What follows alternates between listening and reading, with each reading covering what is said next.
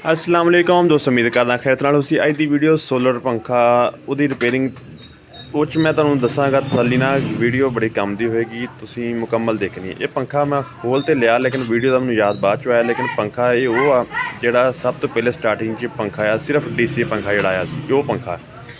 इस पंखे की तारीफ ये वा कि इहदा मटीरियल बेहतरीन आ। इहदा जिहड़ा नहीं मैगनेट ये हजे तक बेहतरीन चल रहा। इहदा मैगनेट का जिहड़ा कवर आ वो बेहतरीन चल रहा, बिल्कुल प्योर दाने का बनया। ये मैं चैक कर रहा सब तो पहले मैगनेट चैक कर रहा कि मैगनेट का नॉर्थ साउथ यानी कि जमा नफी NS पोल बराबर बन रहे।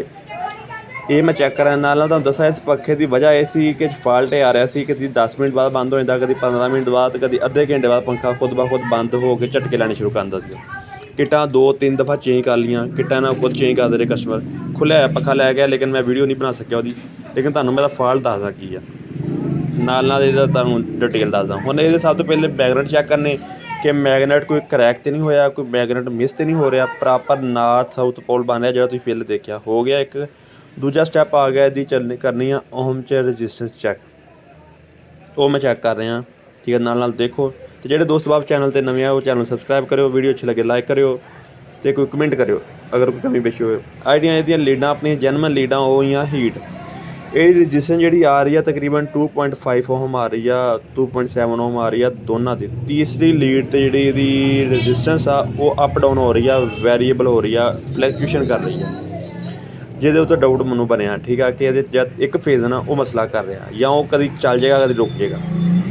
ठीक है, तुसीं देखिया होना दोवां लीडां दा तीसरी लीड जी कभी ओवरलोड शो कर रही है, कभी शो कर रही है वो कभी रीडिंग शो कर दी, कभी कुछ शो करती है। ठीक है, इसदा हल हुण मैं ये जिन्ने सोल्डिंग तारां वा टांके दो यानी कि जी एक स्टार कामन किया होंदा वो, दूसरा ये UVW या RYB जिहड़ा फेज़ भी यानी कि XYZ फेज़ काउंट करना, वो तीनों फेज़ां नूं सोल्डिंग ते स्टार पॉइंट सोल्डिंग ते लीडा दोबारा कड्डांगे ताकि ये जिहड़ा सोल्डिंग हो के तारां हीट हो के इहदा लोड वधांदियां ना वो ना कम होवे। ਇਹਦੇ ਵਾਸਤੇ मैं ये टांके ते तारां ते लीडां यानी कि रीफ्रैश करती हर चीज़। बाकी मैं अपना सारा चैकिंग कर लिया, कोई जंग कोई फ्लश कोई हीट वगैरह सैट कोई नहीं होया। इस पंखे की ये भी एक कह लो तारीफ है या इस तारीफ के काबिल है कि जी कोर आ हजे भी वो प्रॉपर आ। तकरीबन पंखे नूं आए हुए आ 5-6-7 साल हो गए।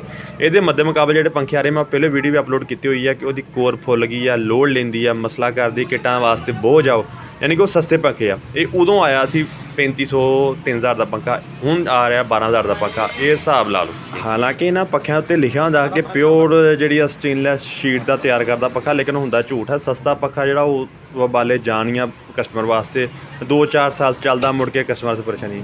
हुण मैं जो फिट किया तरीका थोड़ा गलत है, यानी कि इदा नहीं करना। हो चावल मेरे को वज गई आ, पहले मैगनेट वाली कोर चाड़ के फिर इन्हूं प्रॉपर बिठाना, क्योंकि अक्सर उंगल या कोई चीज़ में आए भी नुकसान ज़्यादा होंदा वा। तो प्लास वाली चावल भी तुसीं नहीं मारनी, ये भी मैं मारने। ठीक है, तुसीं अपनी प्रॉपर थोड़ी इस्तेमाल कर, यानी सीखने वाली चीज़ सीखो, जी नहीं सीखने वाली वो ना लो। ये एक असूल है टैक्नीकल काम सीखण दा, यानी कि मेरे हत्थ ले जी शायद एक आदत बन जाती, वो गंदी आदत होंगी।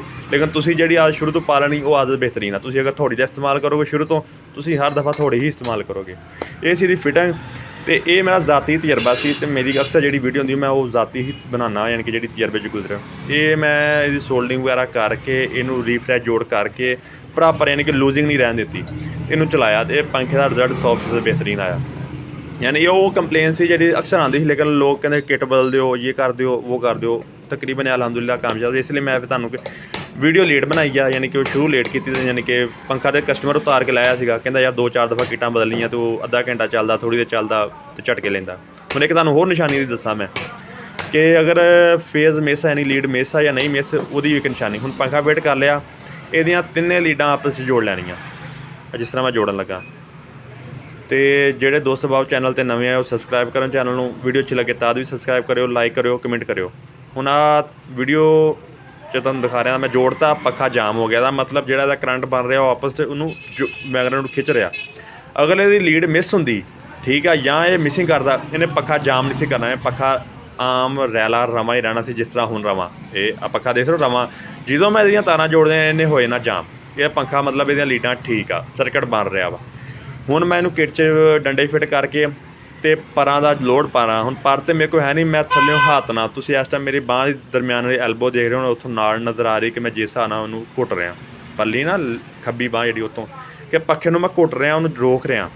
ਜਦੋਂ ਨਵਾਂ ਆਇਆ ਸੀ ਪੱਖਾ ਉਦੋਂ ਰੋਕਿਆ ਨਾ ਤੇ ਕਿੱਟ ਬਾਰ-ਬਾਰ ਟ੍ਰਿਪ ਕਰ ਰਹੀ ਸੀ, ਲੇਕਿਨ ਹੁਣ ਉਹ ਰੁਕਿਆ ਟ੍ਰਿਪ ਨਹੀਂ ਕਰ ਰਹੀ, ਪੰਖਾ ਸਲੋ ਹੋ ਰਿਹਾ, ਜ਼ੋਰ ਲਾ ਰਿਹਾ, ਮਜ਼ੀਦ ਜ਼ੋਰ ਲਾ ਰਿਹਾ। ਇਹ ਚੀਜ਼ ਸੀ। ਇਹ ਇਸ ਤੋਂ ਬਾਅਦ ਵੀ ਇਹਨੂੰ ਨਾ ਪੱਖਾ ਪਾਰ ਲਾਉਣ ਤੋਂ ਬਾਅਦ ਚਲਾ ਕੇ ਫਿਰ ਵੀਡੀਓ ਮੈਂ ਅਪਲੋਡ ਕਰ ਰਿਹਾ। ਉਸ ਤੋਂ ਪਹਿਲਾਂ ਮੈਂ ਵੀਡੀਓ ਅਪਲੋਡ ਨਹੀਂ ਕੀਤੀ ਹੈ। ਅੱਜ ਤੁਸੀਂ ਦੇਖ ਰਹੇ ਇਸ ਟਾਈਮ ਇਹ ਤਕਰੀਬਨ ਜਿਹੜਾ ਉਹ ਬਿਹਤਰੀਨ ਚੱਲ ਰਿਹਾ।